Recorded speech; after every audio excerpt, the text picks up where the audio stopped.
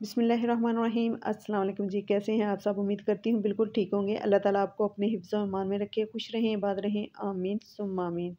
आज हम बनाएंगे जी बहुत ही स्पाइसी चटनी। ये चटनी आप किसी भी स्नैक्स, चरगा, रोस्ट, टिक्के या सीख कबाब के साथ सर्व कर सकते हैं। बहुत ही मज़े की बनती है। तो चलिए ये स्पाइसी सी चटनी बनाना स्टार्ट करते हैं। बिस्मिल्लाहिर्रहमानिर्रहीम। इसके लिए मैंने 25 ग्राम इमली और 25 ग्राम खुशकुबानी ली है और इसको 1 घंटा भिगो लिया है। फिर इसको 5 मिनट बॉईल कर लिया है।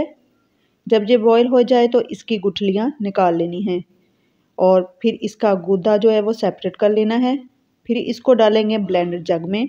साथ ही इसमें 2 टेबलस्पून के बराबर गुड़ की जगह आप शक्कर या चीनी भी यूज़ कर सकते हैं। हाफ़ टी स्पून नमक, half teaspoon chili flakes, 1 teaspoon सूखा धनिया पाउडर और 1 टीस्पून ज़ीरा पाउडर ये शामिल करेंगे। इसके बाद ये एक बड़े साइज़ का टमाटर, 2 हरी मिर्चें और थोड़ा सा हरा धनिया और पुदीना है ये भी इसमें ऐड कर देंगे। फिर इसमें 2 टीस्पून लेमन जूस का शामिल करेंगे और अब इसका दरदरा सा पेस्ट बना लेंगे। जैसे हम मिंट सॉस तैयार करते हैं सेम वही तरीका होता है, बट दही की जगह इमली और खुबानी का यूज़ होता है। तो देखें इस तरह से हमने इसको अच्छे से ग्राइंड कर लेना है। तो मज़ेदार स्पाइसी चटनी खट्टी मीठी सी तैयार है।